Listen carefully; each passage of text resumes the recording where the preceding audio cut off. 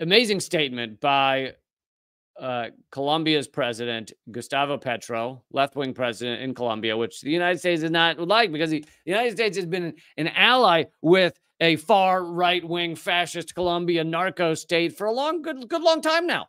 And we were not happy when a left-winger became president of Colombia.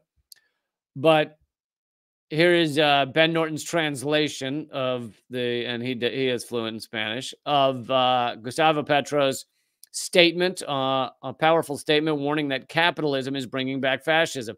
And so this is what I wanted to get to when I titled this episode, "How much of this is the fault of the United States?" This talks about not just Israel's current carpet bombing of Gaza, current genocide perpetrating in Gaza, but the underlying economic and other factors that have brought us to this point. And Petro mentions a lot of that in his statement.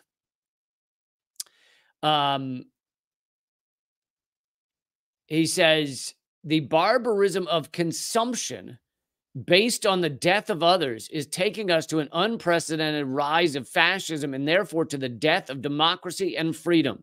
Now, for those of you who are not really into economics, not really into studying what capitalism is precisely, you might not understand why he would say consumption has anything to do with what's going on right now in Israel. To those people with a surface understanding, even some of those that are getting somewhat legitimate news, they think Gazans were pissed off. They went into Israel, attacked Israel, and killed people. And now Israel is going way overboard for vengeance and bombing the shit out of Gaza. That would be like a real surface level, not digging any deeper analysis. Now, you could go to level 2, which is Israel's been an apartheid state for decades. Israel kicked Palestinians off their land, put them in an open-air prison, withholds things like water and medical care and everything else from their open-air prison, gives them hardly any way to live a life, and hates them and persecutes them on a daily basis. Now, that's maybe a level 2 understanding of what's going on there. But to go even deeper into this understanding, our unfettered capitalist system, which basically means capitalism, because capitalism will always become unfettered. It will always break off its chains. It is a monster where, yeah, you can have a chained up monster that might hurt you a little less, but eventually, in the case of capitalism, that monster will break its chains and eat everything. So unfettered capitalism is capitalism. But consumerism is kind of a offshoot aspect of capitalism. And in order for us, the United States, the West, the so-called rich countries, to get to extract so much resources and grab up so much of the world's resources to live these insanely rich lives. And when I say rich lives, I'm not talking about just the rich in America. I'm talking about your average life in America is just an immense amount of resources, fossil fuel use, and everything else that is destroying the planet. But in order to get those resources, we have to exploit countries around the world. And that's why you've heard the stat, I've mentioned it before, that they found that we would need at least 5 Earths to live the way your average American lives. Meaning, if everybody in the world, 8 billion of us or whatever it is now, were to live in the way, all the rest were to live the way that Americans live, or that a lot of the West lives, we would need 5 Earths because we don't have enough resources. So in order to get all those resources, the U.S. had to become an empire, had to extract those resources. A lot, maybe the most talked about one is fossil fuels for obvious reasons, climate crisis, etc. But and the petrodollar, but go around the world, grab up those resources. And Israel has been a pivotal part of that empire, of that extraction, of that ownership of the Middle East, and which allows us to have tentacles stretching out from the Middle East, and control and extract other areas of the world like Africa. And yes, the U.S. has 800 military bases around the world so that we can continue our extraction, to continue living these absurdly resource-heavy lives. But nobody really talks about it. A lot of it is ignored, or what have you, ignored or minimized, or yeah, just swept under the rug.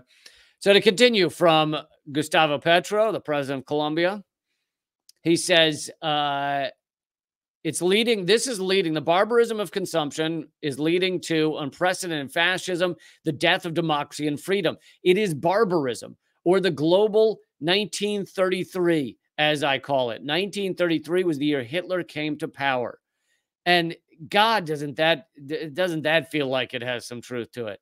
The fact that we're in a moment in history that is leading to just horrific awfulness, and it's time to stand up and fight against it, and understand that we're in that position right now, and have a moral core that is very different than the one that allows Israelis to carpet bomb children.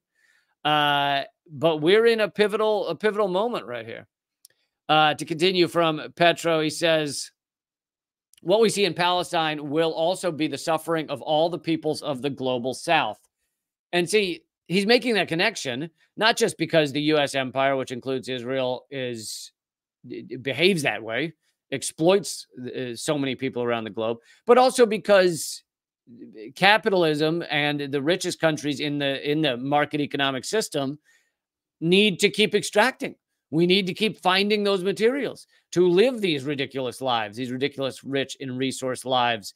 And yeah, there's Israel attacking Palestinians, but we also go after Latin America, and it's going to get worse and worse as America runs out of resources. Petro continues, the West defends its excessive consumption and its standard of living based on destroying the atmosphere and climate, and to defend it, knowing that it will cause the exodus of migrants from the South to the North, and not only of the Palestinian people, it is ready to respond with death. God, this is a wonderful, horrific, but wonderful statement in how much it is clarifying of this situation. He continues, the West does not want to transform its economic system, only as far as the market will go to decarbonize it. So he's saying we're going to continue the exact same economic system that is destroying the world, destroying the planet. We may move towards decarbonization, move away from fossil fuels to some degree as the markets find that they can make money from renewables. But that they're still not going to do it 100%, I don't think, because of the petrodollar. Anyway, to continue from Petro, no pun intended, he says, and the West knows that the effort will be minuscule to save life on the planet. Its policy seeks to defend the bubble of consumption of the rich on the planet and not to save humanity, whose majority is disposable to it, like the children of Gaza. That is why there are the strong anti-immigration policies, the concentration camps for immigrants, the thousands who died in shipwrecks. He means headed towards England, etc., in the Mediterranean and Greece. That is the reason for the Tepan del Darien, the location where the many migrants cross from Colombia to Panama. That is why there are economic blockades of rebel countries. The right wing in the West sees the solution to the climate crisis as a final solution. The right once again dreams of Hitler and conquest. The majority of the rich and Aryan peoples of the West and our Latin American oligarchies, who do not see another world to live in other than that of the malls of Florida or Madrid. God, he is excoriating the West, and it's beautiful to see. He's dead on correct. The right-wing forces in the global South use violence. They destroy democracy. They feel by the North legitimized to do so. They believe, and so Petro's talking about the right-wing forces in the global South. So the right-wing forces in Latin America, which many of them, not only do they support these behaviors by the United States, but often when they get to power, usually by a U.S.-backed coup, they request for an invasion by the United States. the right-wing forces in the global south want the U.S. to destroy and extract their countries, which is fucking unbelievable. They believe they can, he's talking about the right-wing forces in Latin America. They believe they can kill and commit genocide. They just need the blessing of the world power. We are moving into barbarism if we do not change the power. The life of humanity, and especially of the people of the South, depends on the way in which humanity chooses the path to overcome the climate crisis produced by the wealth of the North. Gaza is just the first experiment to deem all of us disposable. Wow. Fucking wow. Gustavo Petro laying it down.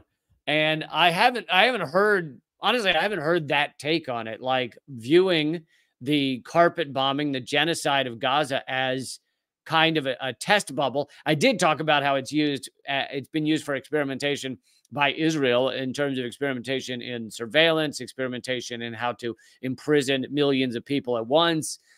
So it has been used for testing of sorts, but I haven't yet heard what Petro just said, that the genocide being perpetrated against Gazans right now is a test bubble of how the U.S. and the U.S. empire, which again includes Israel,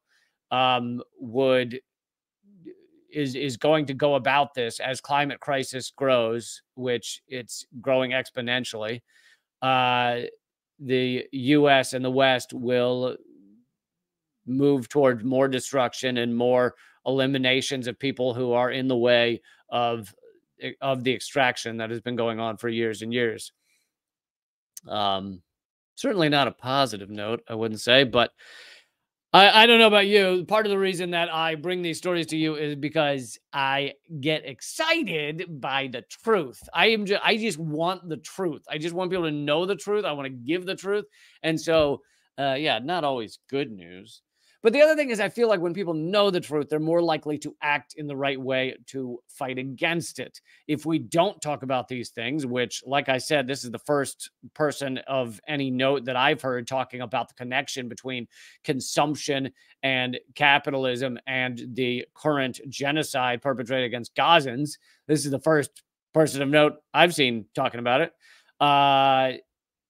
If we don't talk about that truth, that reality, dig down to the lower levels of reality, the base of reality, the core of reality, then we won't know to stop it.